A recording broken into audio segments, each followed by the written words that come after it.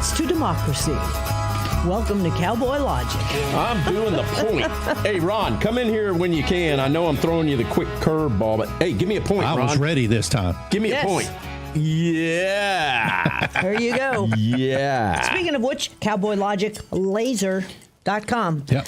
Look at Donna trying to sell stuff. Ron can laser Thank anything, including... I can almost laser anything. Yeah, pretty much. Drumsticks. Drumsticks. Yeah. This is the biggie. The Cowboy Logic drumsticks. Dana is getting These his are the on Signature the way. Series drumsticks. Yes. That's the right. Signature Series drumsticks. I love those. I don't know They're if you can beautiful. see that. Yep. But Yeah. Ron can pretty much laser anything you want. Hey, did Dana get his name on his drumsticks? He did. I actually mailed those yesterday. Yeah. Awesome. Dana Bobana. Danorama. Dana, banana, banana, fana, What's the fofana, hey, what's the me, song my, you guys were momana. singing last week? Banana. Sing it with Dana. Danana.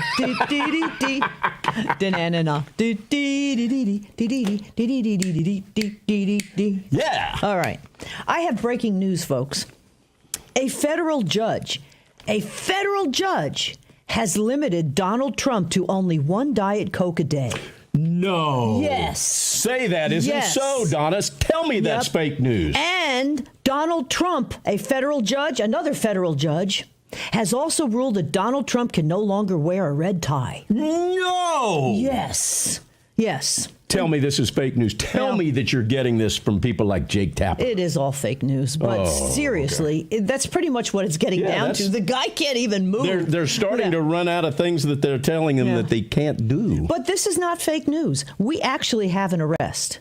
I mean, I'm waiting here with Bongino and Cash. So? I'm very Come on, guys. very patient. Come on, guys. Defense Intel Agency worker has been arrested for offering classified information to foreign governments. And the FBI has arrested a guy named Nathan Loesch. He's 28 years old. He told foreigners he doesn't agree or align himself with the values of this administration and is willing to divulge secrets. This guy has been apparently with the Defense Intel Agency for a few years. He has the highest security clearance. You know what his previous job was? No. Give a guess. He worked 10 years as a Publix cashier. Oh, yeah. That's qualifications right there to be in the Biden administration. How do you get security clearance for that? All right. Me love me some Mike Benz. Yes, you do. You do. And Mike Benz, he was on Tucker this past week or so, and I think we should have the typical Mike Benz lesson of the week.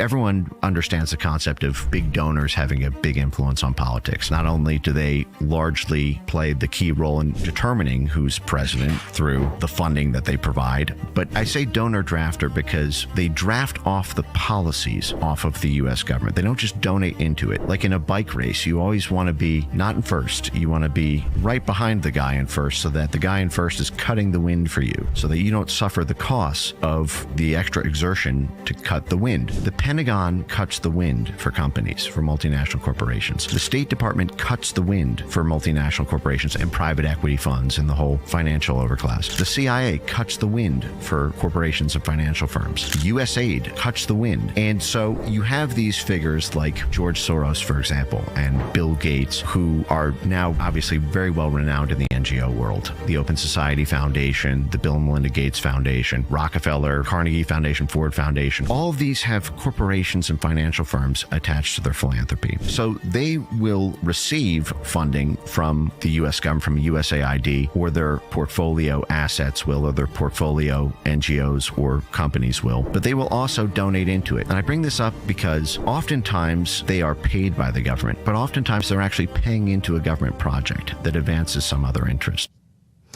And Eric Swalwell breaks the wind with his congressional rectal emission. I'm thinking. You remember that? Yes, I'm thinking there's some methane that we should cut back on, and not cows. There's some windbreaking that we need to cut back on. That's for sure. Unbelievable. So, well, what did you tell me last week? They're sticking something in cattle to burn off methane. There's another vaccine. They're trying to limit the methane of cows. You know, cows have 4 stomachs. Cows are going to. I'm Fart. sorry. Yeah, you they can are. say that. Can you say that? Yeah, that's not one of the 7 dirty words? Not one of the 7. Okay, well, but they can. More so than dogs, quite honestly. That we're finding Except out Puppy lately Bannon. with Puppy Bannon, yes. Yeah. Okay. Donald Trump, on June 14th is his birthday, which is Flag Day. Yep. He's going to be, 79 years old? Something like that. They have these tests, these telomeres or whatever they call it, that can actually say what your actual age is. He must be like 25, because I get tired watching what he's doing.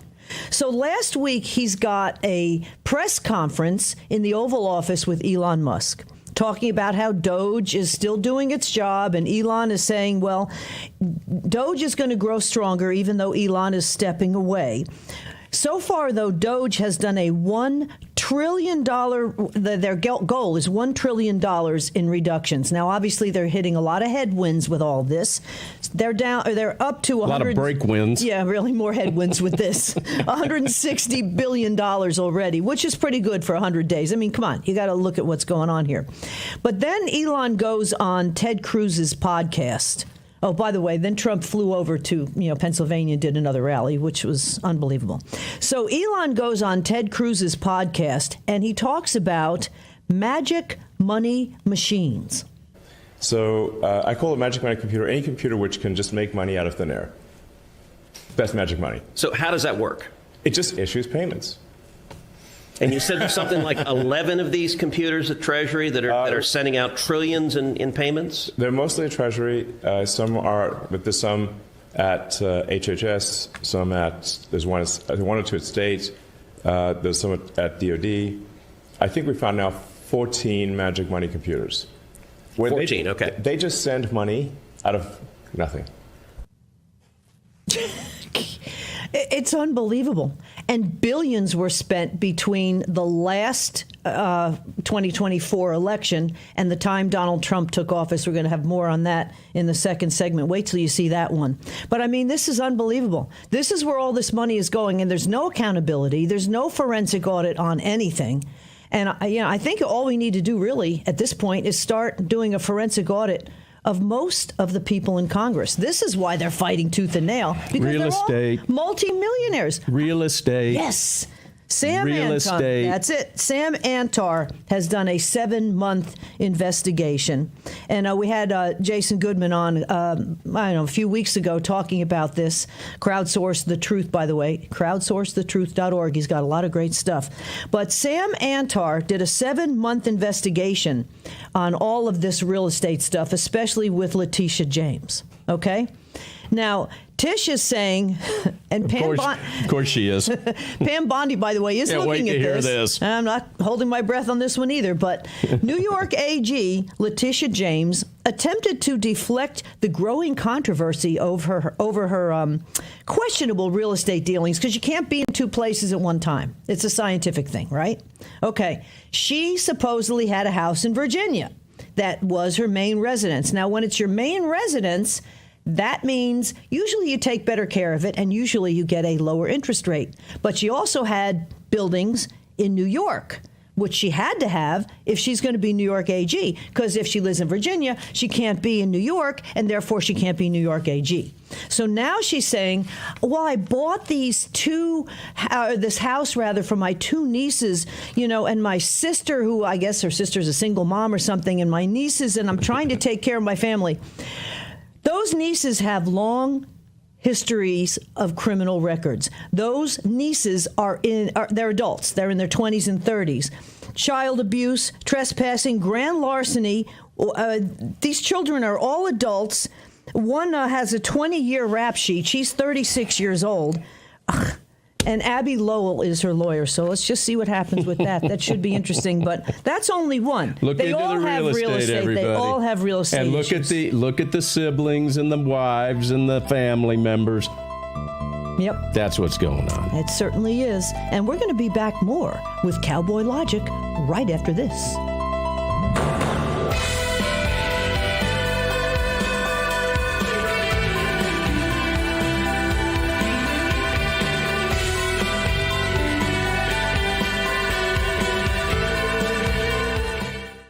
Hey everybody, Donna Fiducia here to talk to you about Cowboy Logic Laser.com. And boy, do we have so many goodies. We have the glasses. Well, first of all, we have the highball glasses and your cocktail glasses, cowboylogiclaser.com.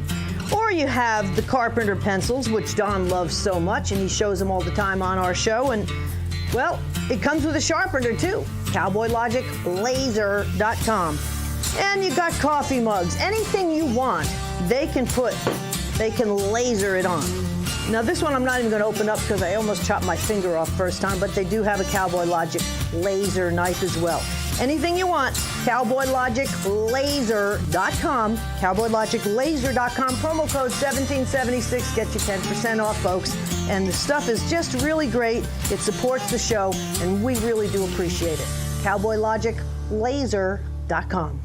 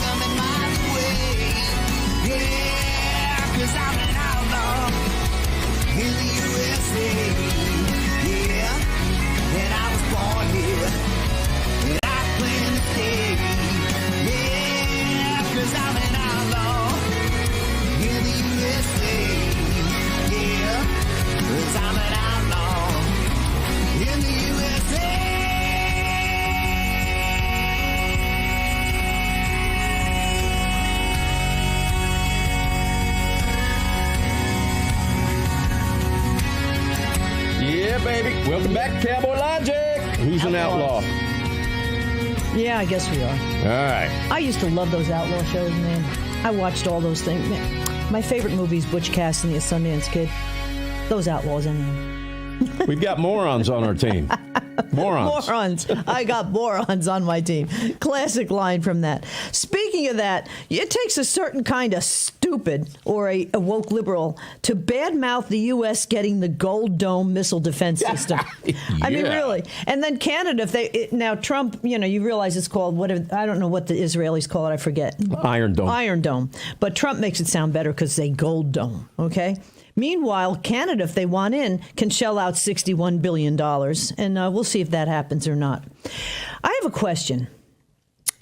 The problem with election integrity goes back many, many decades, right? Mm-hmm. Especially with the voter motor bill, which was done during the Clinton administration. Bill Clinton signed it. Mm-hmm. And it basically allowed folks who got a license to just go and vote. Guess who was essentially the couple, I'm giving you a hint, that wrote the voter motor bill? I'm going to guess that it was either the Macrons or... What? I'm talking about the slap heard around the world. No, it wasn't the Macrons. Okay, I would say Cloward and Piven. Very good. Bing, bing, bing, bing, bing. You are right. Cloward and Piven. Francis Fox Piven and Richard Cloward. I really didn't know that. Yeah, that actually was... It was the first couple I thought... Well, the first couple I thought of were the Macrons. And the slap. I did the slap heard that around was the as world. bad as Will Smith. But Cloward and Piven's strategy, look it up, folks, which is exactly where we're going right now. Spend us into oblivion. They were Columbia. Gee, how surprising is that? Columbia professors, and they were at the head of all that crap. Now, speaking of spending to oblivion, Ron, get cut number 3 ready here. There has been $93 billion spent between Election Day, when Joe Biden was still president, and Trump's inauguration. Check this out. The 76-day period you're talking about, that's the period between the time that President Trump was elected and President Biden left office. Is that right? That is correct. During that short period of time, 76 days, how much taxpayer money went out the door of the Department of Energy? From the Loan Program Office in loans and commitments, $93 billion. Well over twice as much as in the previous 15 years. There is lots of funds that have gone out the door and commitments that were made from businesses that provided no business plan, no numbers about their own financial solvency or how this project So you're telling me that the Department of Energy, in the 76-day period, before their boss was going to leave office, gave or loaned money to entities that had no business plan? Correct. No financials? Correct. I've come in with great concern about how this institution, this great American institution, has been run and how American taxpayer money has been handled. But you're going back through and checking each one of these loans and these grants to make sure there was no stealing, aren't you? We're looking at that, and yeah, my blood pressure is rising right now just thinking about what we have seen and what did happen at the department. And you're going to tell some of these boondoggles no, aren't you? That's correct. It's rare that I'm speechless. But I want to be sure I understood. The people running the Department of Energy for President Biden's administration shoveled $93 billion, not million, $93 billion out the door in 76 days, and it just happened to be the time between when President Trump was elected and President Biden, their boss, was leaving. Is that right? When Senator Kennedy is speechless, it's got to be big. How much of that was done with an auto pen? Yeah, Mr. Life is hard, but it's harder when you're stupid. Gotta love that guy. 76 days, $93 billion. To me, this is funding for the Green New Scam that they got to keep continuing.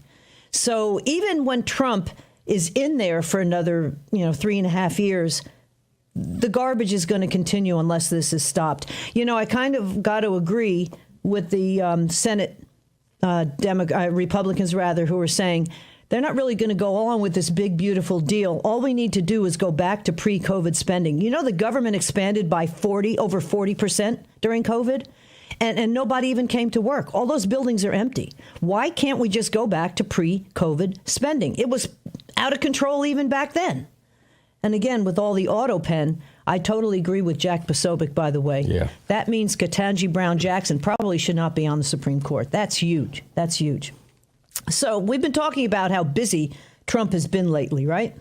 And he is. I mean, the guy is constantly having live press conferences, sometimes 2 or 3 a day, always honoring somebody, always signing executive orders that Congress, who's still on vacation and finally back to work this past week, they took 2 weeks off for Memorial Day. They're going to work, I think, like 7 or 8 days in June. And I don't know what it is, maybe July. That much Cat Turd has the schedule on his feed of how many days they're actually at work. And they take the last couple of days of July off and the entire month of August. So all they have to do... You people are pathetic. All they have to do is codify Doge and codify everything that Trump wants to do. So anyhow, Trump was Which is the mandate. Yeah. Which is the mandate. Exactly. Lawmakers. Hello. We voted for him, not for you guys. So Trump is honoring police officers killed in the line of duty. And I want you to watch this video. There's a woman standing there. She's got kind of red hair up in a bow. Her father was shot in the line of duty. And it's pretty obvious that she was not thrilled to be in the Oval Office.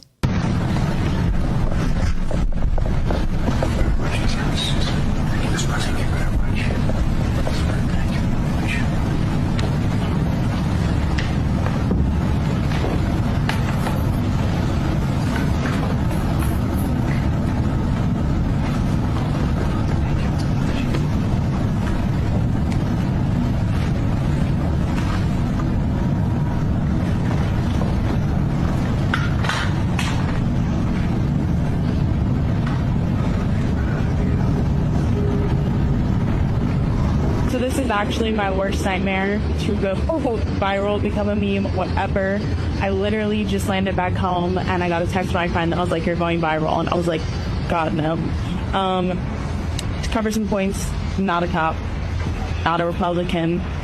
I was there. I received that medal because my dad died line of duty along with 2 other officers alongside him last year in Palm Beach, which is... It was a huge news story. That's also why Trump is so involved, because it was in Palm Beach. And yeah, bring Palestine. Well, let me get this straight. President Trump honors your father who has fallen in the line of duty. You get up there, look like you pissed off, look like you mad, whatever you want to call it. And at the end of the video, you say free Palestine.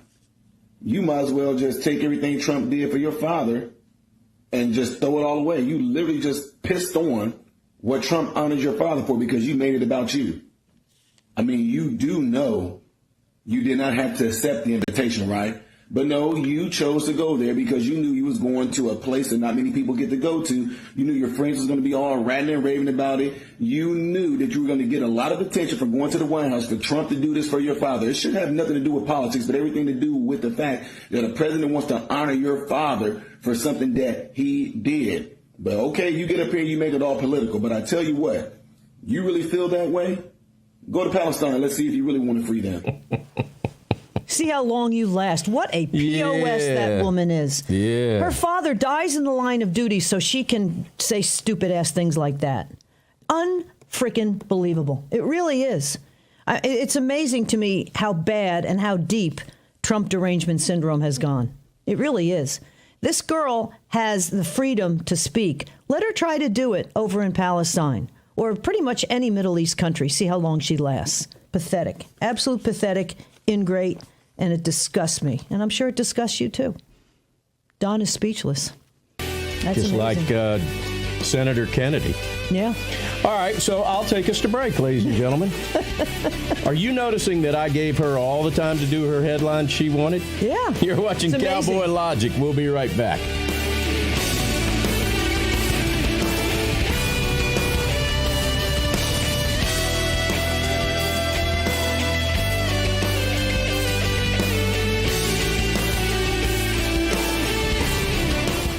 Patriot's Relief, your America First CBD company.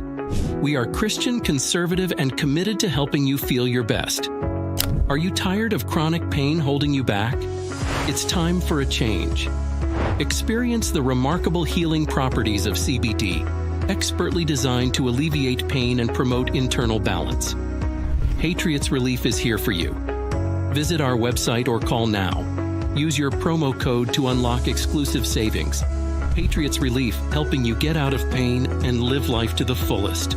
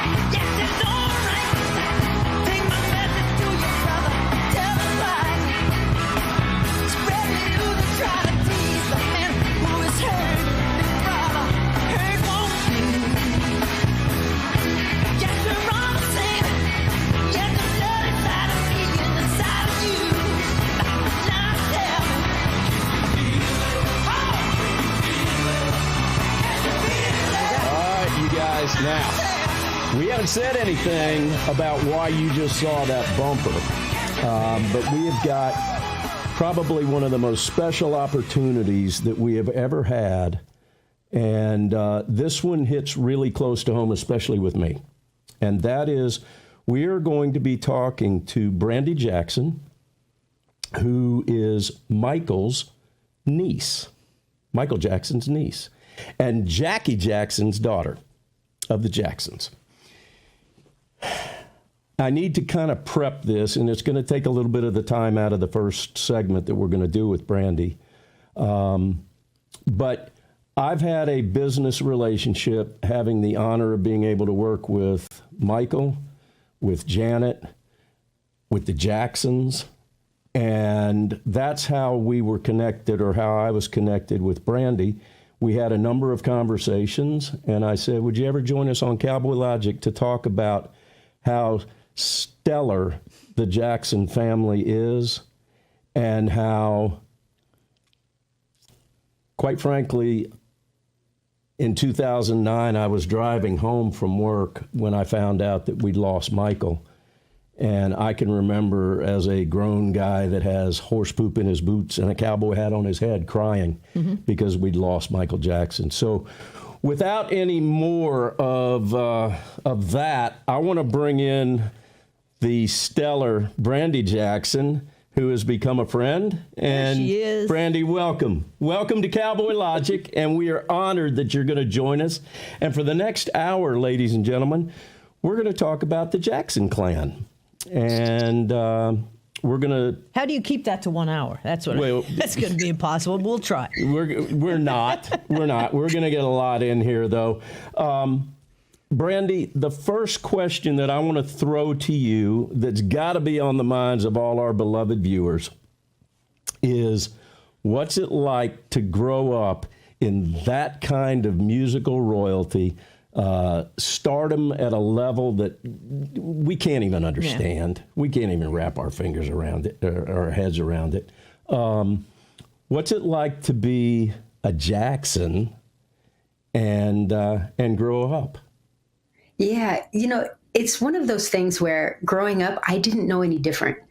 I spent so much time around just my family as well as other entertainers. So trying to understand who my family really was, it made no sense to me. They were just like every other family.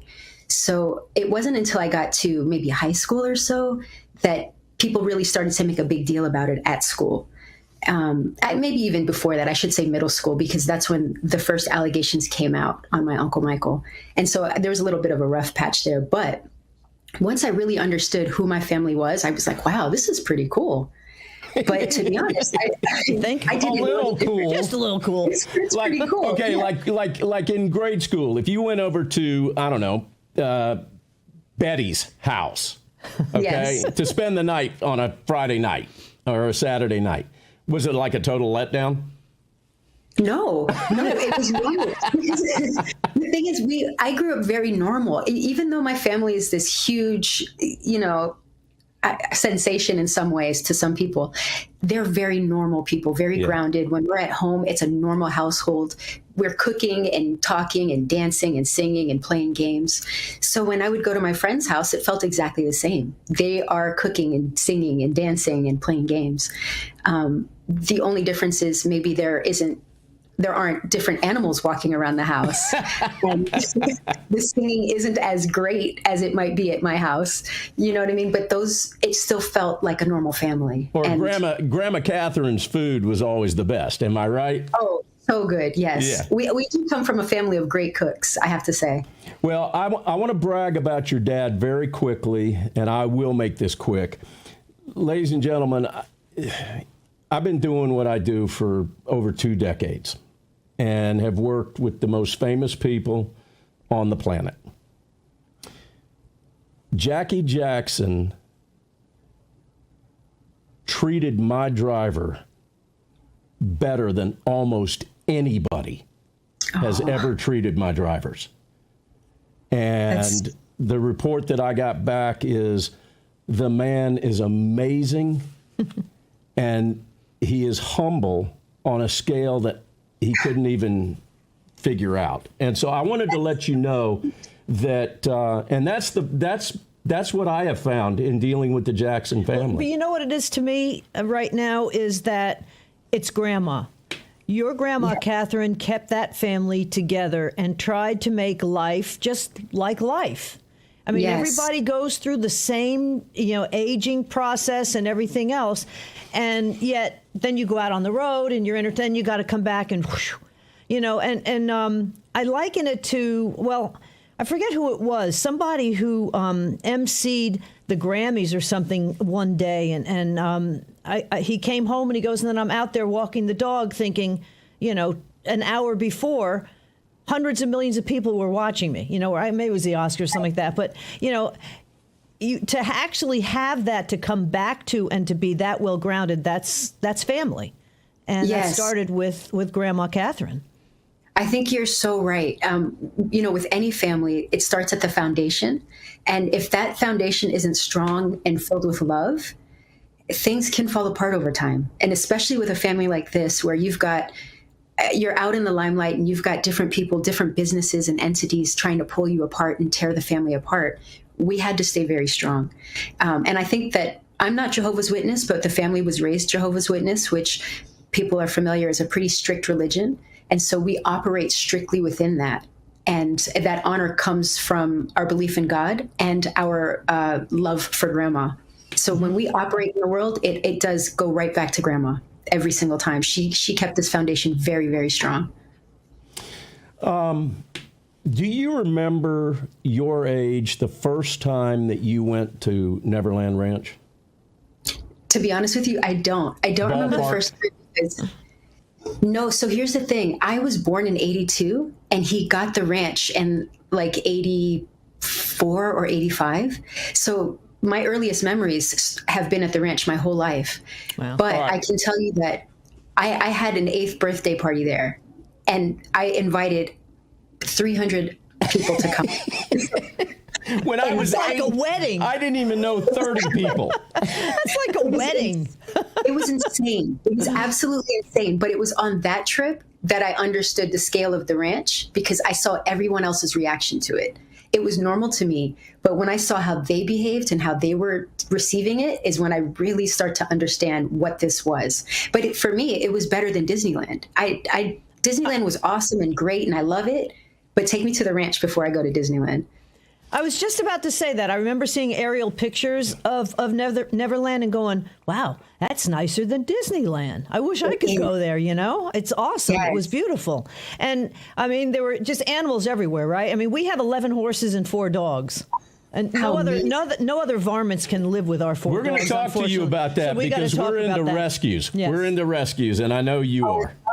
Yes. Yep. All right, so we've got about a minute before we have to go to break. We're going to keep it on this kind of this really cool thing about your childhood and the whole Jackson life.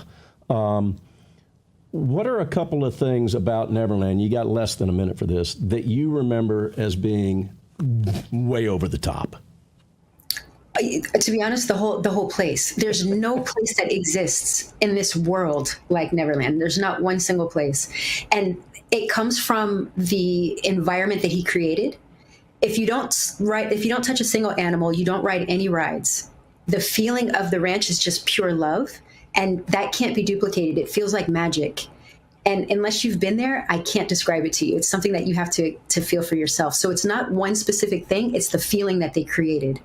That home feeling. Well, and that goes with Michael. That goes with the aura around Michael. And we're going to get into that topic in the next segment, in which we talk about, and I think you've said this, I've said it, Michael, he's not from here. Yeah, he's not from here. Ladies and gentlemen, we're going to be spending an hour with the Jackson world. We'll be right back.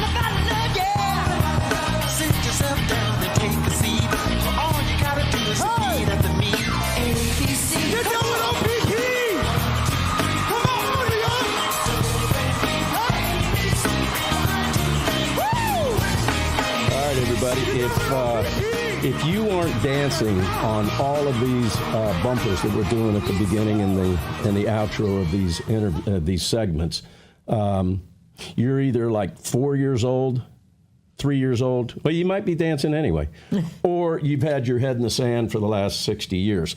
All right, Brandy, I want to pick up right where we left off, and that is with a statement you made in the last segment that was a beautiful statement. And that was that at Neverland, the overall feeling was a feeling of love.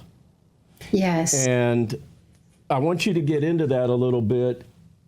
And I'm going to make a closing statement here before you start that I know you've said it before because I've heard it in other interviews, but I've mentioned it to Donna, and I mentioned it probably to Donna when I learned that Michael had passed away, and that is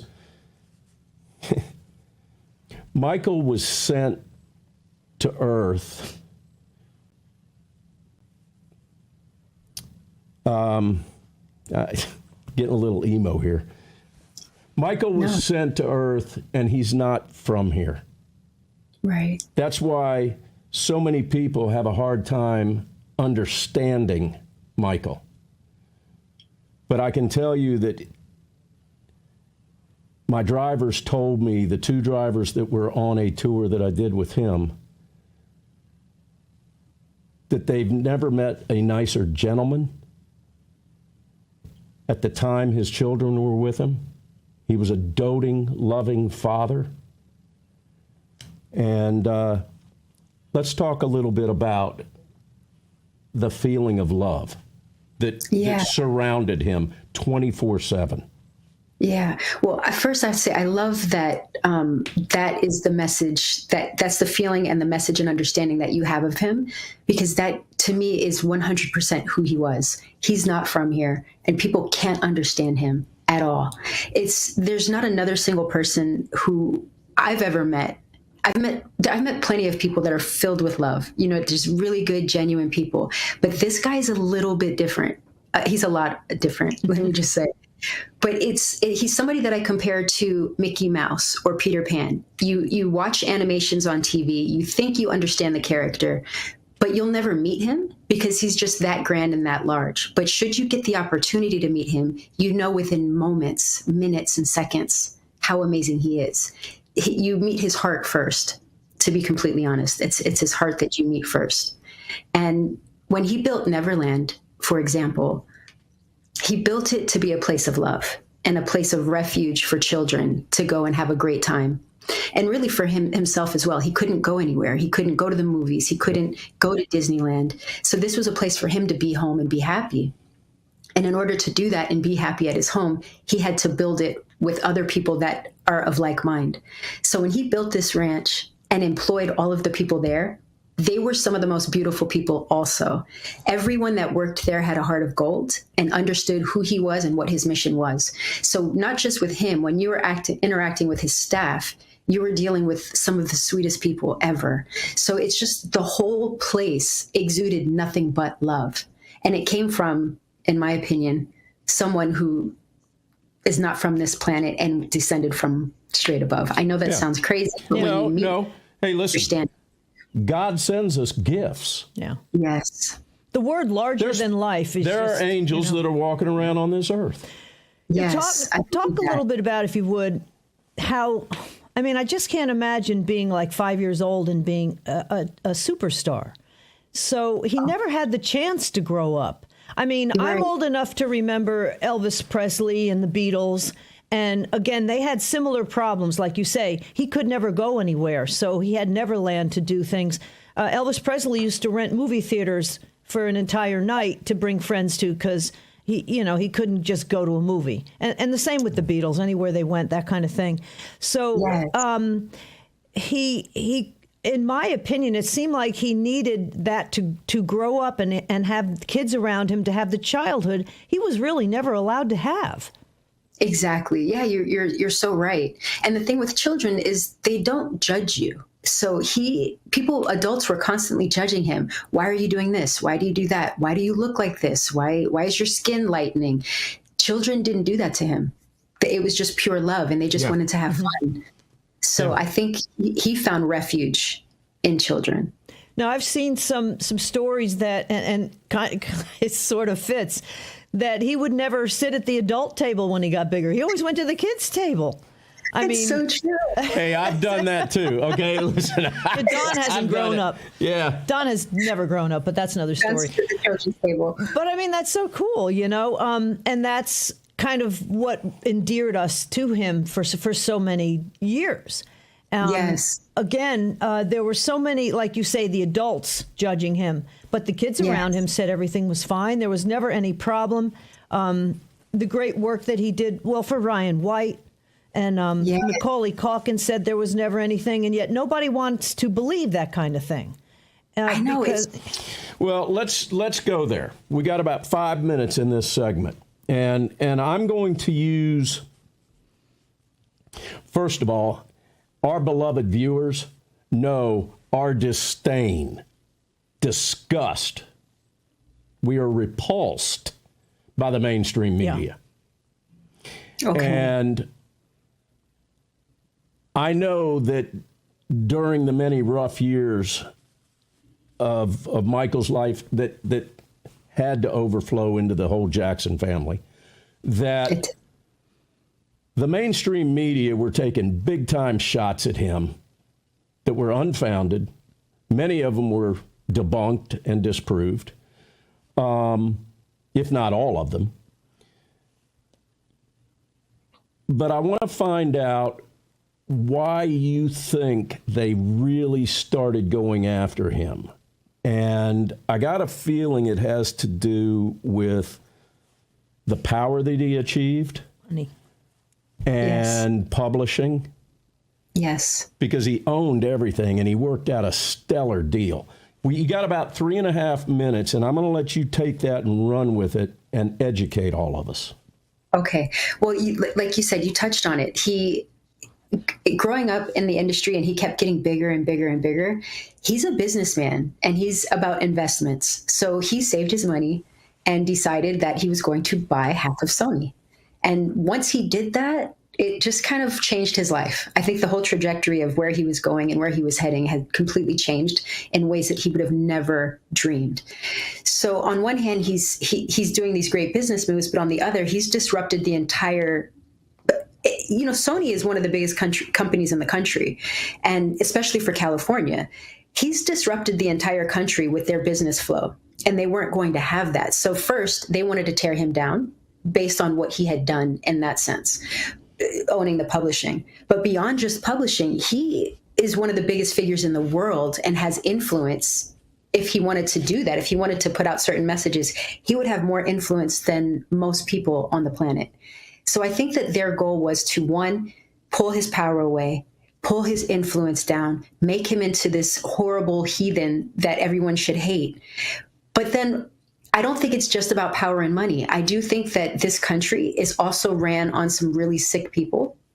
And the older I get and the more cases that I see come out, I don't want to tie this specifically to anyone, but when we have cases like with Jeffrey Epstein and Harvey Weinstein, these are actual predators based on the things that I've heard. I don't know them personally. I haven't worked with them. I haven't been exposed to them. But based on the evidence that comes out in their court cases, these are obvious predators who have been convicted of their crimes. When you have someone like Michael who has gone through 10 years of FBI investigation and not one thing has come up on him, you understand that this is a big effort to pull this man down. It's got more. I think he became a scapegoat, to be honest, for what other people were doing. And if we can get Michael, he can be the one that is responsible for all this craziness happening. But it's human nature. But it's human nature for some people to just be evil. I hate to say it, And if the deeper people in Hollywood probably had associations with Epstein and Harvey Weinstein. So, I mean, to me, they're just in CYA mode, and they try to go after anybody who is really successful. And it's in almost any business. You can see it with what's going on all around the world today. If you're successful, you're a target. And it's, I mean, and to not grow up, you know, to have to really grow up in the public eye the way Michael did, and to stay so grounded was pretty amazing. First of all, I got to tell you, I was just really jealous that he had the Beatles catalog as well. That was awesome too. Amazing. But he's a great businessman. Bigger than the Beatles, as they say. He was bigger than the Beatles. And if you see some of those videos that we've been showing, the kids in the audience are crying just like it was Beatlemania. It's Jackson mania. Yeah. I was there. I saw him a few times. It was an amazing show, and it is larger than life. Well, and before we go to break, we only got 30 seconds. I want to talk about these bumpers that you're watching at the beginning of these segments. I want you to notice something when they go to the crowd. The crowd is a mixed race crowd. Yeah. And that was one of the beauties of Michael Jackson. There was no race except the human race. Yes. Okay? All right, we're going to keep this going. Dana, get your drums ready or your drumsticks ready because we are going to have the drums at the top of the hour. We'll be right back.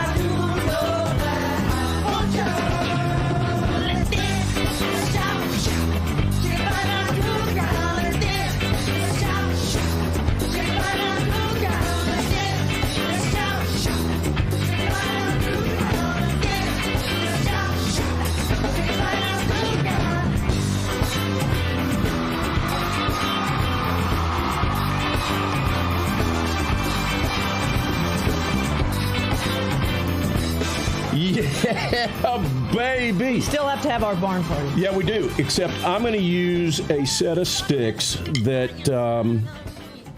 You've got special sticks. I got special sticks, everybody. You're not going to be able to see these probably on the air, but these are... They look used. These are used drumsticks that were given to me by Jonathan Moffat, Sugarfoot Moffat. Here, you can hold those up while I'm talking about that. This was the Michael Jackson History Tour. Yep, he was... Sugarfoot was the Jacksons' drummer for almost everything that you heard. Nobody's ever been able to be like him, not only in my opinion as far as just the epitome of a drum groove, but also, once again, since he's affiliated with the Jackson family, a total gentleman. And I had the honor of being able to work with him when I was touring with Cameo, believe it or not. All right, let's get back to business here and bring in, there you go. So, yeah, that's when I was working with Sugarfoot, was when I was out with Cameo. Randy got to see the barn party. Word. How cool is that? Give me a word, Randy. Word up. I'm a huge Cameo fan, by the way. Hey, Larry's not doing well. Larry's not doing very well right now. Yeah, he's got some health issues. Yeah. Okay. All right. Can I just date myself a little bit here? Yeah. You watch the cartoons, the Jackson cartoon. Yeah, probably have.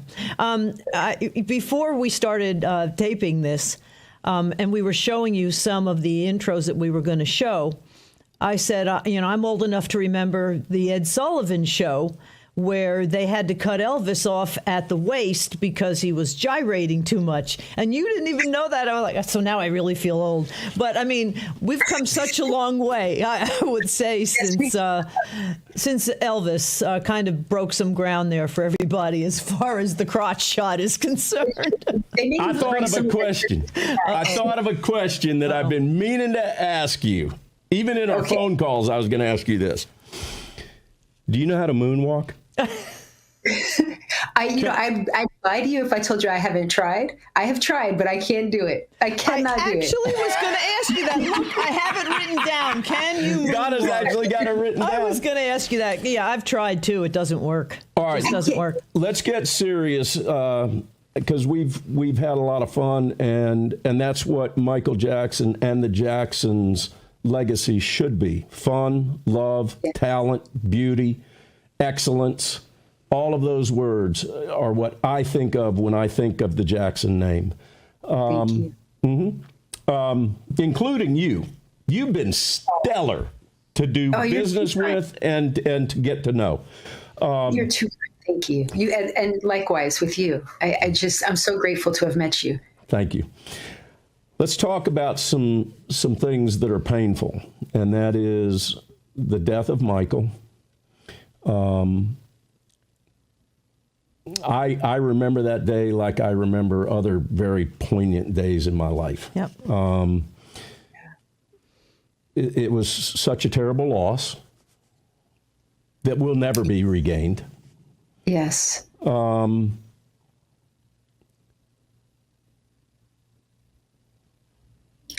do you think he's not with us anymore?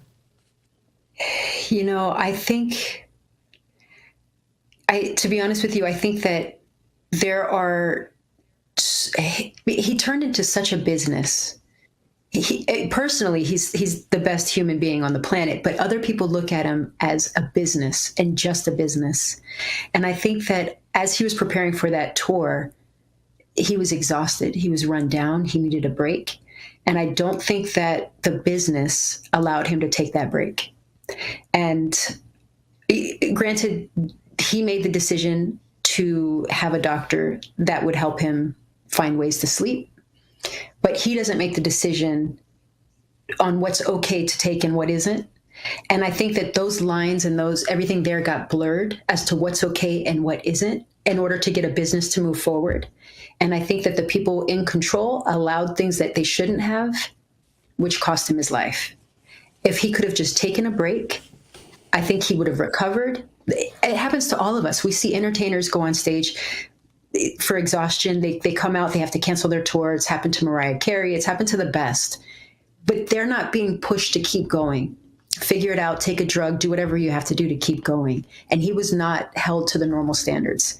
And he's a perfectionist too on his own. He's such a perfectionist. So you mix that in with people who want him to keep going. And I think it was a horrible recipe. And I think that the doctor who did it made really poor choices. He should never have allowed those things to happen. He should have never administered something like propofol in a private setting without proper monitors. The whole thing was reckless, completely reckless. So nobody benefited monetarily from Michael Jackson's death. Quite the antithesis. There was a big financial loss of entities that were invested in Michael performing. Because, am I correct in that statement? I can't answer that specifically, but I would assume that that's the case, that there was just loss on every side. However, how do I know that they didn't have like a life insurance policy out on him? True. You know what I mean? I have no clue. Talk about this movie, Leaving Neverland. Quite honestly, I didn't even know it existed. I didn't realize it's been out for 5 years. I had to ask you about that. I love that. It pretty much, it's supposedly a documentary, Leaving Neverland. But, I mean, again, to me, it's the attack on success.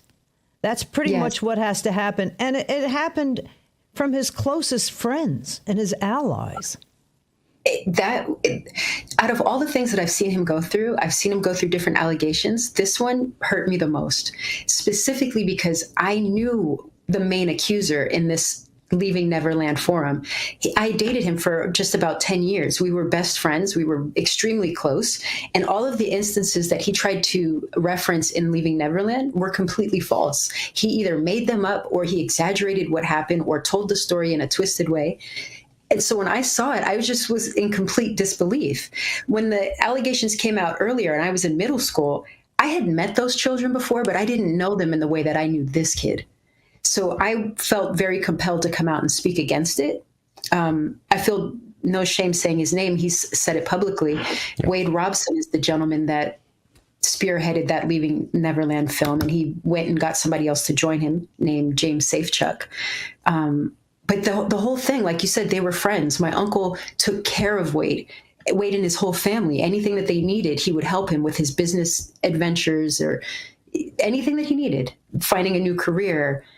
And once Michael was gone, Wade started grasping at straws and trying to find ways that he could just hold on to that support, which was no longer there. It's like losing a parent. When your parent is gone, you have no one. And I think that's how he felt.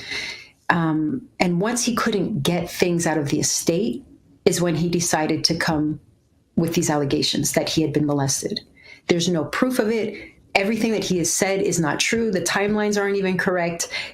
When we watched the documentary, there's holes all throughout.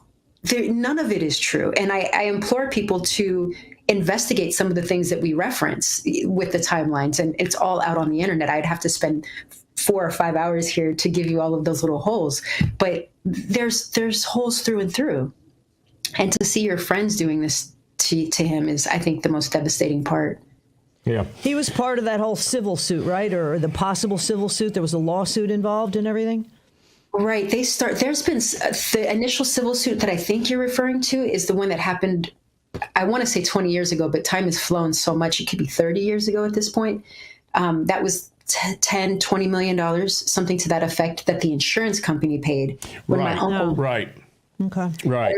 And we'll get into that. We're going to a break. But I can tell you that there were times when that was settled simply as a business move, not as an admission of guilt. It's almost, like you would. We got one more segment, everybody. We got one more segment with the wonderful and beautiful Brandy Jackson. You're watching Cowboy Logic. We're going into the Jackson world. Do it, baby. Dancing, dancing, dancing. Oh, baby. Move it, baby. She's a dance machine. Watch it get down, as you do.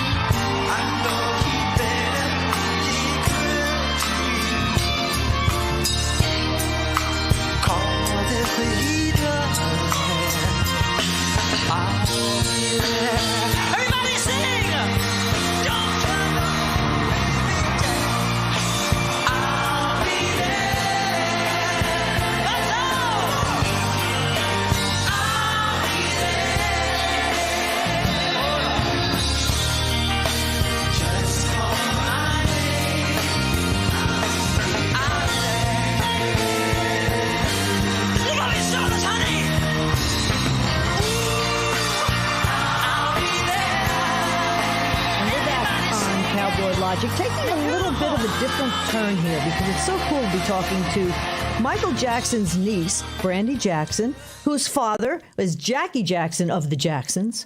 And we were talking before the break. Who's cool as can be. Well, I wouldn't know that. I want to so be like Jackie Jackson when I grow up. Don It's knows not even all funny. the stars. Don knows all the stars. I do. I love that. It is actually But he's pretty like, impressive I who want to he be knows. like him.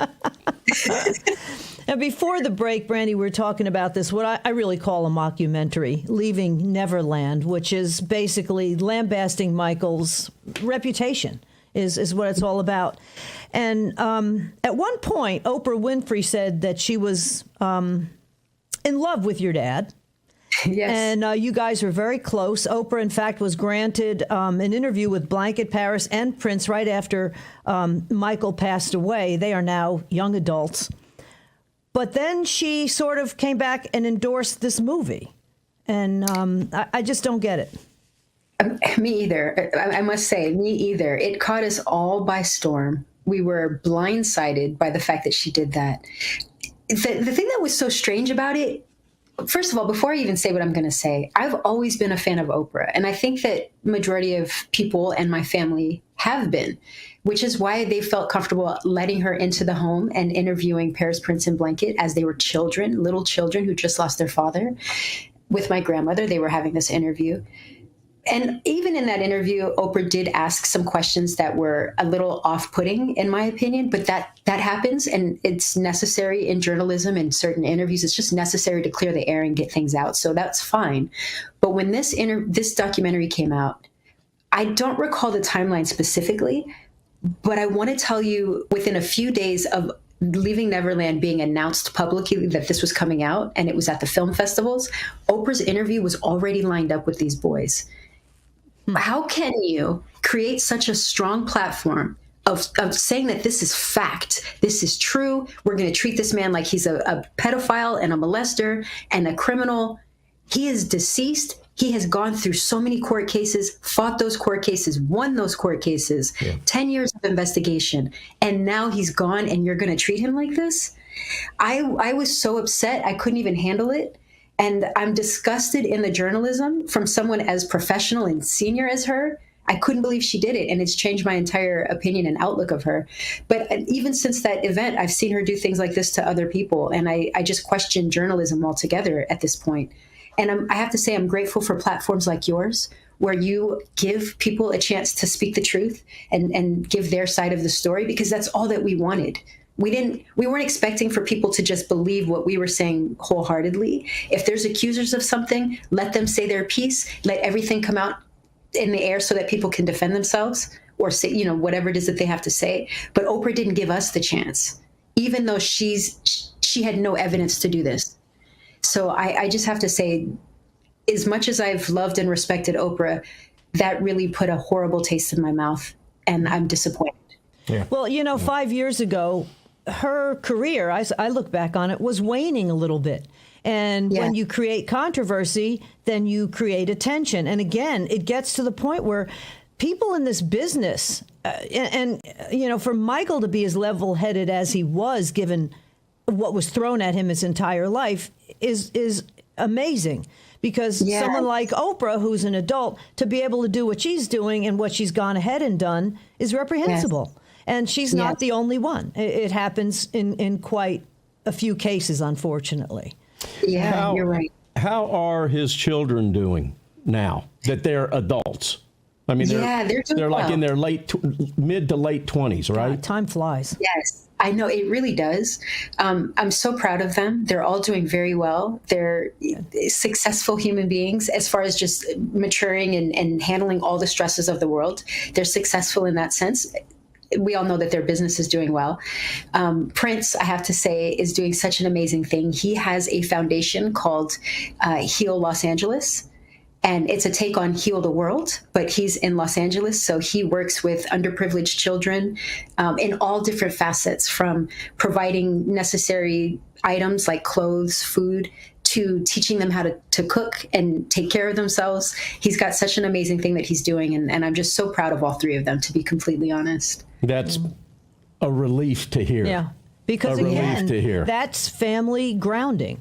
And that goes back to Grandma, in my opinion. To keep the family together is so important. Family outings, the barbecues, and everything else. It's so important. Yes. All right, explain, how do you pronounce the skin ailment that he had? Vitiligo. Vitiligo, yes. Vitiligo. Yes, All right. vitiligo. How was that? Did I impress That's 'cause you everybody? practiced Did I it. impress the ladies? He practiced it during the break. Vitiligo Morganson. Yeah. I loved him in Hidalgo. Okay, I told you I wasn't Lord going of to the do Rings. that, but I did it anyway. Lord of the Rings. All right.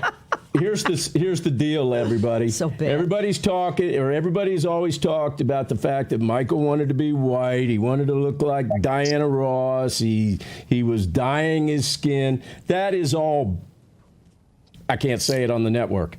Yes, it Set is the that. record straight BS. and explain to everybody and debunk this crap. 1000%. He never wanted to change his race, his nationality. He never wanted to be white. It was something that plagued him, having vitiligo. And literally, if you're not familiar with it, look it up. It changes the color of your skin. The pigment just fades. It changes it drastically. He went from being a dark-skinned man to having light skin patches that eventually took over his whole body. And he also is very private. So as he was going through this, he tried to hide it and figure out, how can I mask this? Because he just felt like it looked weird, like a leopard sort of thing. But as he got older, I think he understood it better. But growing up as a teenager who had acne and bad skin, and now this, he did what he could to try to hide it. And I think in his defense, he probably did have makeup that was trying to help contour or blend. And maybe it had to go on the lighter side because he was already changing to basically my skin complexion. From being somebody dark skinned like my father, he was changing to my complexion. So how do you blend that? And I have friends that have vitiligo, and once they got it, they understood what he was going through. Yeah. And it's the sort of thing that unless you've seen it for yourself or witnessed it or understand it, it's a completely foreign thing. So I'm glad you've debunked that. Now, Macaulay Culkin still stands by him at this point, doesn't he? He's been pretty steadfast from what I've seen. He does, yes. Anyone who's ever, the only two people who have ever changed their tune with him are the two that just did Leaving Neverland for money. Exactly. Those are the only. All you got to do is follow the money trail. It's so much simpler in everything than it ever appears. We got about 3 minutes left. I want to give you the opportunity to talk to probably the one person that you are most proud about in the Jackson family, and that is your excellent father. And tell us a little bit. Tell us things we don't know about Jackie Jackson. There's probably a lot. Jackie is, I have to say, he's the sweetest man. I love my dad so much. I'm so grateful for him. But he and his brothers are all quite similar. They all come from Catherine, so they all have that loving gene in them, and that they want to do right by people, especially my dad. He really wants to do right by people and be fair. He's got two beautiful little boys that I don't know if people know. He's got these 10-year-old twin boys, my little brothers, who are the sweetest in the world. And my dad is quiet. He's not shy, but he's very quiet. And just a sweet man, to be honest with you, just a completely sweet man. That's very cool. And go ahead. Well, to put this into perspective, for those of you that aren't familiar with the Jackson family, first of all, you got Joe and you got Catherine. That's first generation. Mm-hmm. Second generation that comes along, if I'm not mistaken, was 10 children. And those are the ones that you all know. Michael and Tito and all Janet and Janet stayed totally They silent lost one this, of them. I think his name was David. They lost one of them. Okay. Yes, I'm surprised that you knew this. But you've also got, obviously, that we lost Tito, who was an amazing individual, and Michael. Okay. Yes. So they're down to 7, but everybody kind of got busy.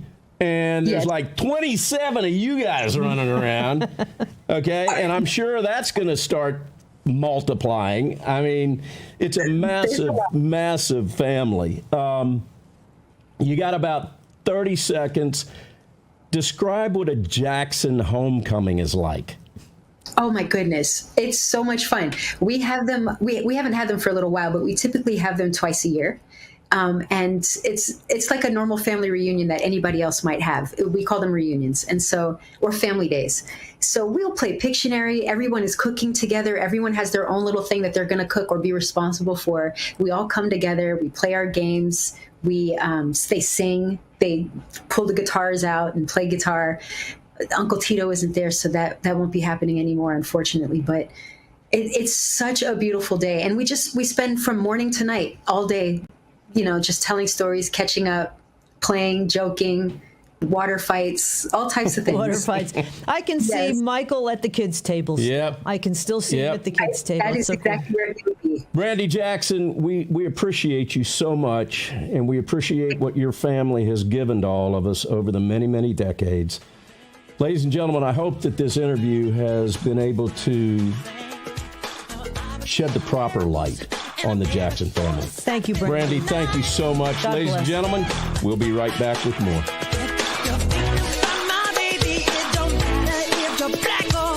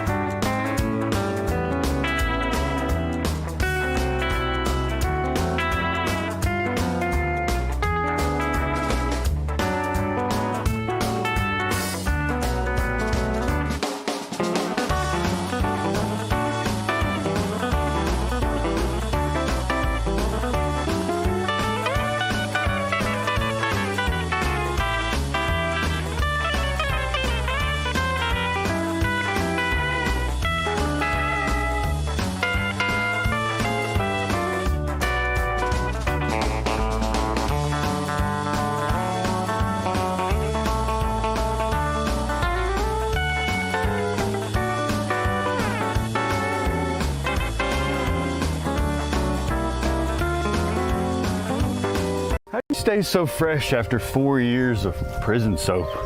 Man, it was tough, but I tell you what, the people from Sugar Creek Goods have really hooked me up. Oh. I prefer the Indiana sweet corn myself. Yeah? But for you, since to get this whole smell off of you, yeah, I'm going to recommend the Romeo and Juliet. Oh, Romeo and Juliet. Yes, it's very good. Yeah. And if you order from them, you can get the Cowboy Logic collection. And the donations go to January 6 defendants. And at the same time, you can use promo code 1776 and save yourself a little bit of money. And that includes something for the ladies. The body butter. Sugar Creek Goods. Whatever you need, it's just right for that time. You'll smell fresh and good. Even the horses love it.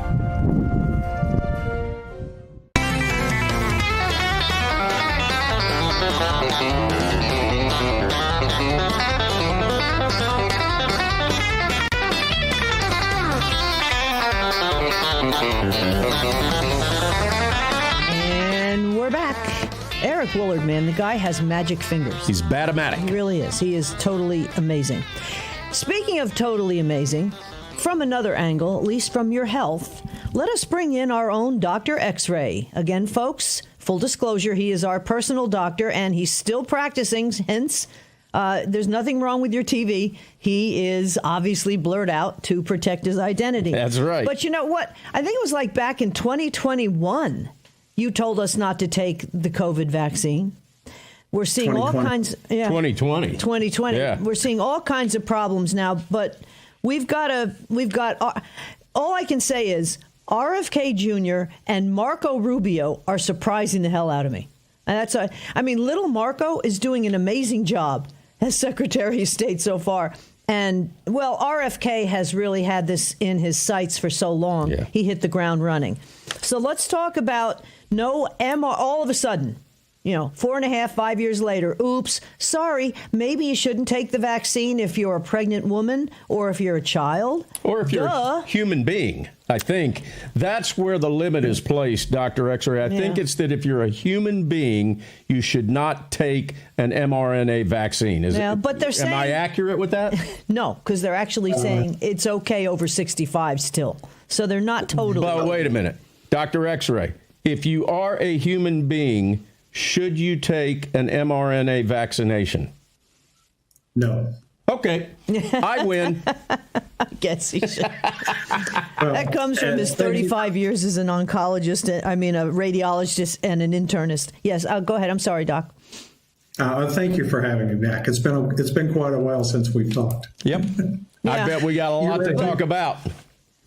RFK is doing a great job. He's trimming around the edges, but the reaction he's getting is still getting our side in the news. And it seems the opposite, but when he starts banning these things, everybody on the left goes so apoplectic that they say he's banning this because he says this, and then they start trashing him, but everybody's getting the message that these are bad.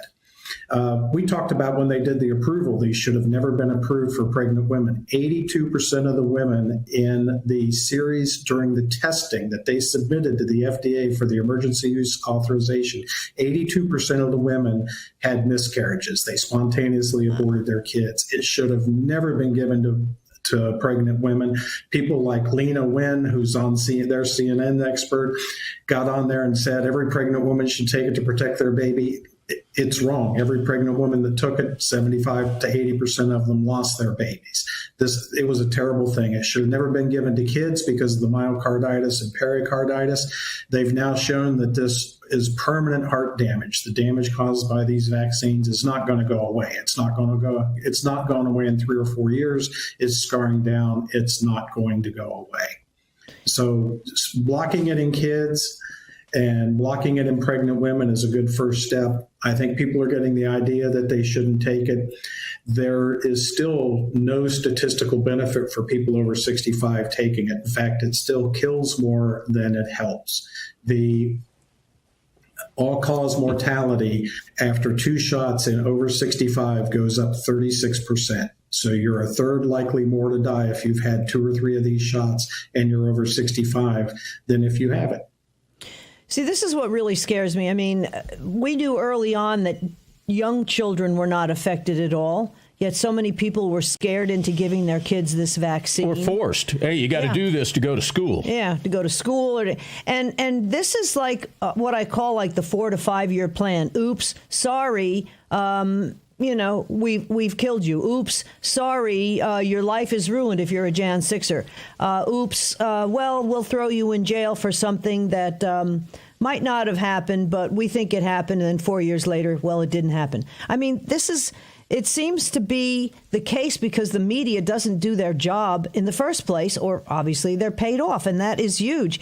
That's the one thing that I think RFK is working on now is trying to get rid of all the big pharma ads that are on TV, which would be amazing. He is. He had an interview with Gary Brecka, who's a human biologist and actually a pretty smart guy. And he said that 20 years ago, it wasn't uncommon to see news segments questioning the safetiness or effectiveness of vaccines, but that all went away 20 years ago. And he said in this interview that Roger Ailes personally told him that 75% of Fox News evening revenues at that time were coming from big pharma, and they're a lot higher than that. My understanding, I don't watch TV news, but my understanding is from what people send me that it is a lot of pharmacy ads. Somebody sent me a compilation of all the endings of those pharmacy ads where they talk about all the side effects, and it was like 5 or 10 different drugs together. And you put that down and play it, and you're going, why would anybody take any of this stuff? Yeah, it may cause death. Yeah, but I'm going to go take it because at least then I, won't have the ailment I had in the first place. And the disclaimers are almost as long as the actual commercial. I'd like to talk about the food safety, though. And is it possible for us to, unfortunately, have this shed on us? They're putting these vaccines in food. Is that being stopped? Do you have any idea about that? I haven't read where it is being stopped. Yeah, great. And when Don was opening and saying no human should take it, I also believe that no animals should be given mRNA because it's going to stay in the food chain. I don't know how active it's going to be, and I haven't seen any studies on that. No, they're spraying it in everything and injecting it into everything, but there's nothing to show how active it is after you get the food or cook it or eat it yourself and what the transmission is. I don't think anybody wants to study that because it would be an admission that what they're doing is wrong. Like you said, 5 years from now, they may say, oops, we probably shouldn't have done that. Yeah. Humans shouldn't be eating any food. Yeah. Dr. X-ray. The bugs are okay. Yeah, bugs eats the bugs. What he's doing for food is great. If they would stop, some states are legislating stopping the overhead spraying of all these chemicals, and that will get them out of the food. He's stopped the red dye and the yellow dye. He's talking about the pesticides and the other things. See, we don't have any of that down here in Mexico. That's all banned, and you go to prison if you use any of that stuff. So the food down here is not like the food in the U.S., and whenever we come back to the U.S., we're reminded of that because we're sick for 2 or 3 days after being up there and eating all the chemicals in the food. But he is focused, and if you go back and look at the history of his children's whatever, I forget, I'm blanking the name of his website, Children's Health Defense. Website. Children's Health Defense. Yes.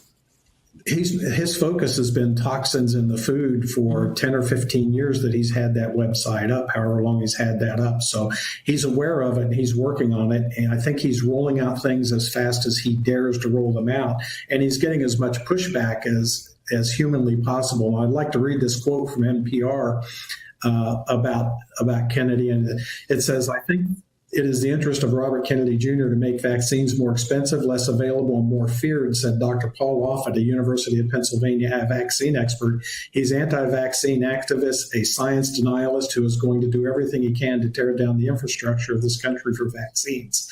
And they said that after he's made his first couple of steps into this. So they're panicking, but their side is also putting out the truth now, or at least part of the truth. They're at least responding to him, and they have to say what he did to respond to it.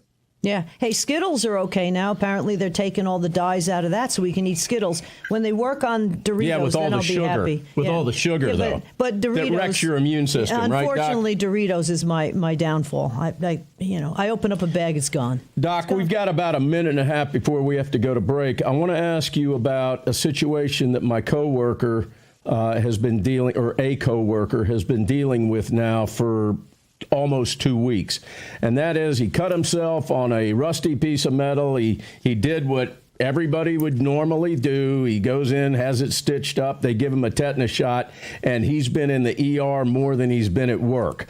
What's going on with the tetanus shot? And you may have to answer this on the other side of the break as well. But what's going on with the tetanus shot, as well as what should people do when they would normally get a tetanus shot? And you know what? I took so damn much time to ask you this question. I want to wait until we get back from the break. But the problem is all the shots. No, I mean, it's probably not just tetanus anymore. That's the big thing. Don't even start the answer, Doc, because we're going to have to go to a break. We're going to pick up with that. But I can tell you this, ladies and gentlemen, he's had the equivalency of seizures, uncontrollable hiccuping, and he's been in the hospital more than he's been at work. When we get back from the break, we're gonna get into the tetanus, because that's something that everybody could be subjected to if you step or cut yourself with something rusty. And we live out on a farm. We got stuff like that all over the place. You're watching Cowboy Logic. We're doing medical talk. We'll be right back.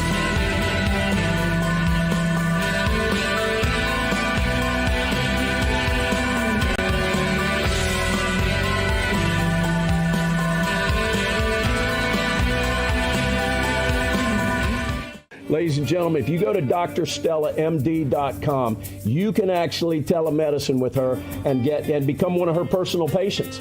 And then that's where the good things start happening, because she's got this network of doctors, network of pharmacies all over the United States, all 50 states, that'll fill these prescriptions for you and ship them to your home. drstellamd.com. 1776 promo code gets you 5% off. Fill those medicine cabinets now. Don't wait till you're sick.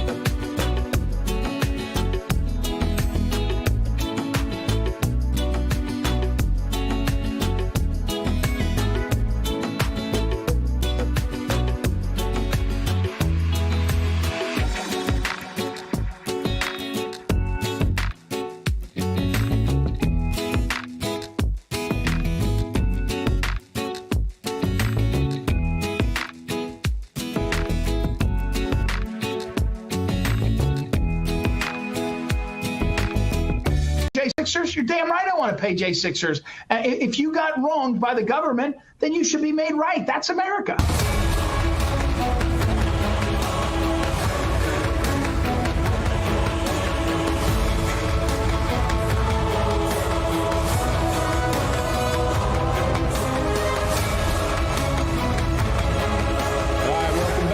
To Cowboy Logic, and yes, pay J6ers. Like I said a few weeks ago, or I don't even remember when I said it, we're going to play that until somebody does something about it. All right? Hashtag Now, pay J6ers. Let's bring in the man that's nothing but a blur.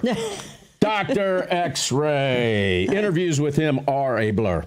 Doc, before we went to break, I was talking about the tetanus vaccine, the tetanus shot, and the complications that, my brother and one of my coworkers is going through, serious, uncontrollable hiccups, shortness of breath, tightening up of his, almost as if he's going into a seizure. One time his wife had to call 911 to get him, get that resolved. What's going on with that vaccine, and what should people do if they cut themselves outside, rusty nail, whatever it is? Well, I'm never letting anybody give me anything that they label or try to pass off as a vaccine again. They're all bad. They all cause a lot of reactions. It's not just what they're injecting you for to prevent the infection of, like preventing the infection of Clostridium tetani, which is what you get the tetanus shot for. It's all the adjuvants, all the aluminum and all the chemicals and all the things in the shot, preservatives that they do. When you have a reaction like he did 1 or 2 days afterwards, it's most likely an allergic or idiosyncratic reaction. And you can feel better about it, because only 3% of the people who get these shots have these kinds of reactions, which are a lot more, they're not as severe as his, but that's a lot more common than you would expect. You think there are many things around they'd let you give us something that 3% of the people have this kind of reaction to. But there are reactions to the chemicals and reactions to the proteins that are in the shot, and there are more allergic reactions or more idiosyncratic reactions, and those tend to go away in time, and that doesn't mean he's going to have long-term problems. They should go away over a short period of time. Well, I hope so. We need him back at work, and we need him better. But let me ask you this, Doc. If somebody has been vaccinated with any of the 3 big COVID jabs, are they more susceptible to adverse reactions from any other vaccine they get? Not that I've read. I've never seen anything in the literature that says taking the COVID shot's going to make you more sensitive to any other shots. Now, there is a dose theory thing where let's say we dosed you with penicillin the first time and you didn't have a reaction to it, but the next time you have a reaction to it, it's because you were exposed to it once. And so there could be proteins or preservatives or things in the COVID vaccine that are that you are allergic to, and you develop, and that allergy manifests after the first shot, and the next time you get it, you have that allergic reaction. But it's not an allergic reaction from the actual thing that they're trying to inject you with. Well, I can tell you that the hospitals that he's going to, because he's been to 2 of them, are both avoiding the conversation of the tetanus vaccine like it's the plague. Yeah. And well, that's what they get paid to do. That means that they're not. I would be trying high dose steroids on them to mitigate any allergic or idiopathic reaction, and they are probably not doing that. No, they're not. They're actually blaming it. They're blaming it on it's an antibiotic that begins with D, doxycycline. Am I? Mm-hmm. Is that correct? Yes, mm-hmm. That's what they're blaming it all on. Yeah. All right. So, one thing when you were here visiting us, we went, it was actually in the fall, it was a few years ago. We went past a field and everything looked like it was already dead. And you said that's because glyphosate has been sprayed on it. Essentially, glyphosate is Agent Orange, which we saw in Vietnam, but to a lighter degree, isn't it? I mean, it's basically... it's glyphosate and it's Roundup. It's Roundup, and okay. The reason they spray it on all the corn and the wheat, so it freezes it in time. It doesn't ripen anymore, which means it won't get overripe, and it gives them time to get out and harvest it. And glyphosate is in 99% of the wheat and corn, which means it's in 99% of the bread and all the other products made by corn in the U.S. And that is a potent neurotoxin, and it causes it also causes a lot of immune reactions. That's one of the things Kennedy has been focused on for a long time, is getting glyphosate out of the food and getting it out of the food supply. It's a terrible drug and shouldn't be used. And the U.S. is the only country that allows it. I mean, what is it? Because they just don't want to have to rush with the farming? I mean, we have these huge carbines that can go out there and harvest this stuff. I mean, I don't understand why we need it here. Like you say, we're the only country that has it. And of course, we're eating it, and that's in our body. It's really scary. Because of the large industrial farms. Even though they have the machinery and they can do a field in a day, they have hundreds of fields that they have to do. And they can't get them all in a 20 or 30-day window between ripe and beyond ripe. So they have to freeze this to get that done. The rest of the world doesn't have these huge industrial farms. They have all small farms, or mostly small farms, and people can harvest in the time between when things get ripe and when things get overripe, so they don't need it in these other countries. Yeah, they got rid of the small farmer. That's what they're working on. It's really scary stuff. What else you have? Well, they're doing pretty well down in South Africa. Yeah, really. Jeez. So, just tell us what you would. I mean, at this point, it's frustrating, but again, at least RFK is making headway. He is. I think he's doing a good job. I think he's taking it in a stepwise fashion, and he's trying to take it very slow so that he doesn't get, or he minimizes the amount of negative feedback that he gets. I don't think that's really helping. But he is going very slow and very, very cautiously, and trying to prove scientifically, or have his people prove scientifically, every point he's trying to make. For example, getting the mRNA away from the kids and young adults, because they've had enough cases of myocarditis. Dr. McCullough testified at Senator Johnson's hearing. He showed undeniable evidence that it's causing myocarditis and pericarditis. They sent that to the FDA. The FDA said, you have to put these strict labels on there. We're going to take it away as giving it to these kids as an indication. So he's doing everything very slowly in a stepwise fashion with strong scientific evidence for what he's doing. And I think that's good. We'd all like him to just say, quit giving this stuff. Take them all off the market until they're all tested. Yeah, exactly. What a shocking concept. Yeah. Doc, I have a friend who did that. If you don't mind, go back to the tetanus thing for me, because there's something I want you to answer for our viewers. We've all run into barbed wire fences, stepped on nails, cut ourselves on rusty metal. What do you do? What do you suggest that we do the next time we cut ourselves like that? Clean off the wound very well and put an antiseptic on it. And if you're really concerned, take an antibiotic that covers for Clostridium. I think doxycycline is one of them. I'd have to look that up, but that's what I would do. And that's what they say. And then the next time you go in there and they say, I want to give you a tetanus shot, say, doctor, when was the last time you saw a case of lockjaw in the hospital? And they're going to look at you like they wish you had lockjaw, because there are almost no cases in the U.S. It doesn't happen with our healthy immune system and our healthy foods and the things like that. If they're getting the cases, they're bringing them in people from third world countries who don't have developed immune systems and haven't been having relatively healthy food and stuff. I've been in medicine since the early 1980s, and I have never seen a case, and I don't know anyone who's ever. Well, hey, there's some of the folks up on Capitol Hill. We wish their jaws would lock. All right, hey, listen, these segments always go too fast when we've got Dr. X-Ray on, but Doc, we'd like to keep you on, if you don't mind. I'm not sure the last time that you did a national anthem with us, that you went to the national anthem. But ladies and gentlemen, as we close this show, we're going to do it like we always do, and we're going to keep the doc here with us. And that is with the most beautiful national anthem ever sung. That by our beloved J6ers when they were locked up in C2B. Gentlemen, remove your hats. Ladies and gentlemen, hand over your hearts. We appreciate you trusting us with 2 hours of your valuable time, and we'll see you next week. Thank you, Doc. God bless.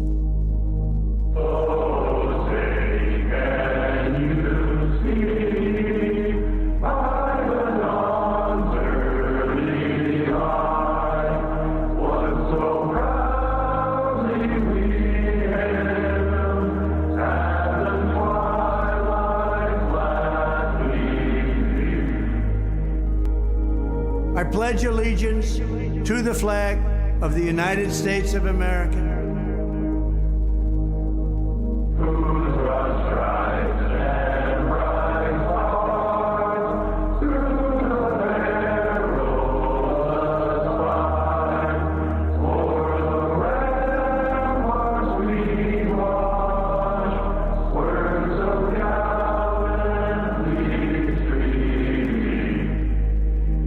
and to the republic for which it stands.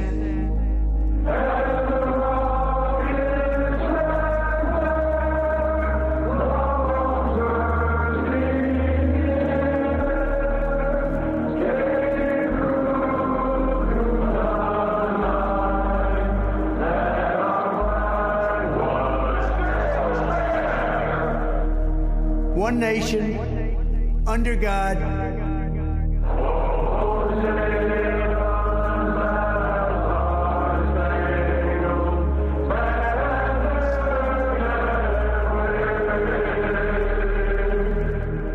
indivisible, with liberty and justice for all.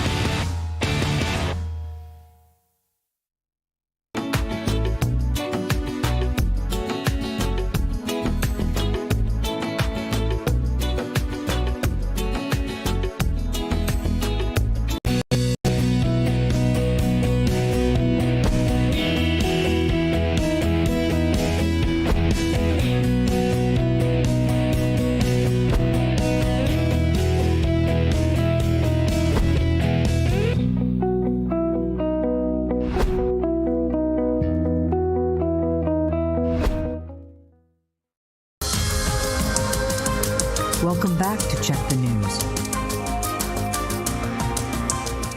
Welcome to gray and ugly San Diego, the most overrated city in the United States. Good to be with you. I got Pastor Russell Johnson. Sorry for the late start, everybody, but Pastor Russell had actual media to do. He was on with Tommy Lauren today on Fox Radio and Outkick and everywhere else it's covered, talking about what's going on in Seattle. He'll be with me tonight in San Diego, along with a slew of other people. Brian Houston, formerly of Hillsong, is coming.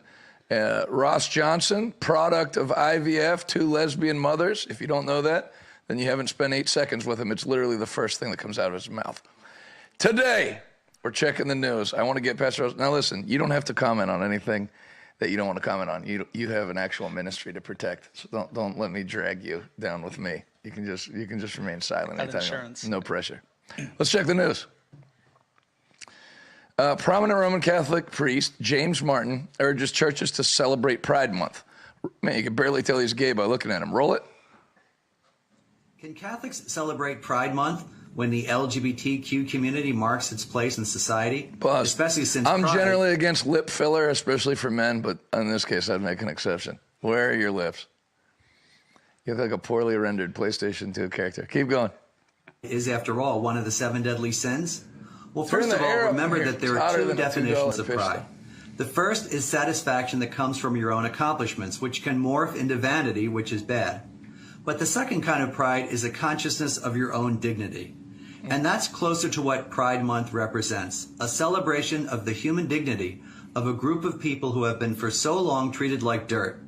And for the religious person, it's a celebration of them as beloved children of God.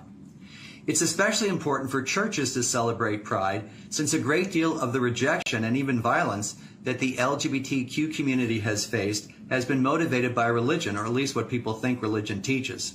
The Catechism of the Catholic Church asks us to treat LGBTQ people with respect, compassion, and sensitivity, and participating in Pride events, or at least supporting our LGBTQ friends, is one way to do this.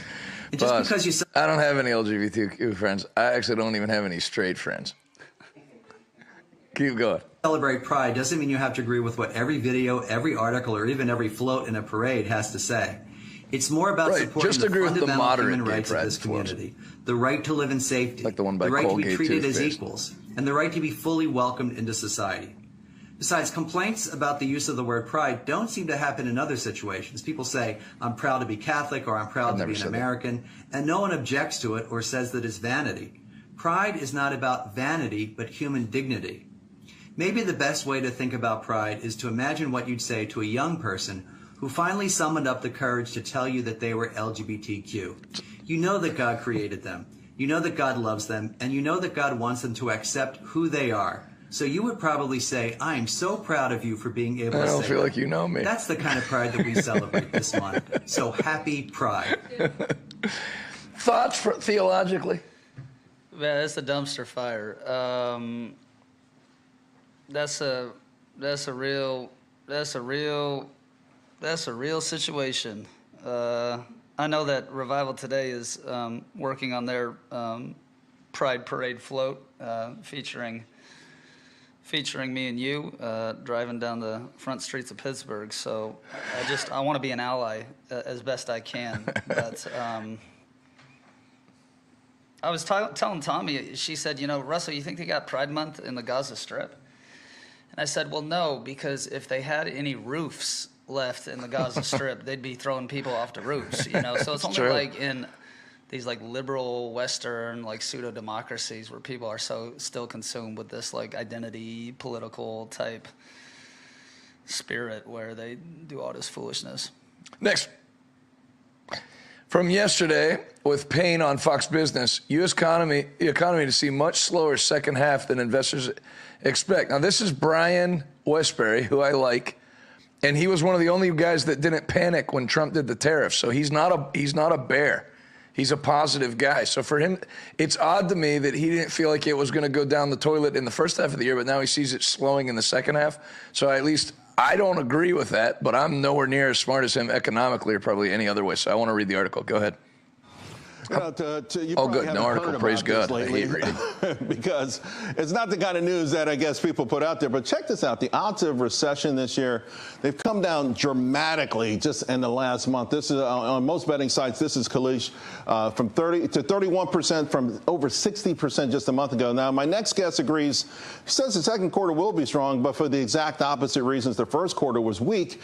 Let's bring in First Trust Advisors, their chief economist, Brian Westbury. And Brian, so I know you are. I guess the question is, are you still seeing, or could the slowdown in the second half lead to a recession? Charles, I look back over the last 4 or 5 years. Housing right now is the same place it was in 2019. And I'm not talking about existing home sales where people are locked in because of 3% mortgage. I'm talking about new home sales and new home building. Automobiles are selling no faster today than they were in 2019. Retail sales, if you adjust them for inflation, are still the same place they were 4 years ago. And so I look at these three big areas of the economy and I go, how did we grow 2% a year? And I think the answer is the Fed printed a lot of money and we were running massive deficits. And now the Fed money supply is flat again. The deficit is not where I want it to be, but it's not going to increase. Right. And you start taking those things away that boosted the economy. And I think we see a much slower second half of the year than people expect.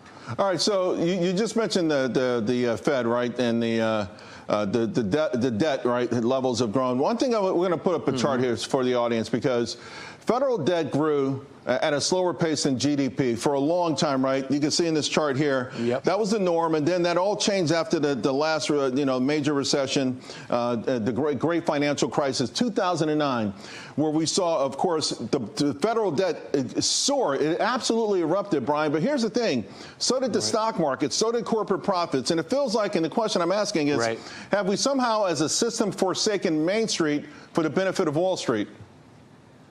Yeah, Charles, absolutely. You know, if you go back to, let's just focus on the money supply real quickly. M2, the money supply, was $7 trillion in 2007. Then we had the 08 crisis, then we had COVID, and it's now $21 trillion. In other words, we've tripled the money supply in just 18 years. If you have a $100 bill in your wallet, 67 of those dollars were created in just the last 18 years. 33 in the previous 200. So guess what happens? The price of homes goes up, the price of equities goes up. And if you have assets, you win. If you don't have assets, that inflation kills you. And so we've bifurcated the economy. These policies to save us from these crises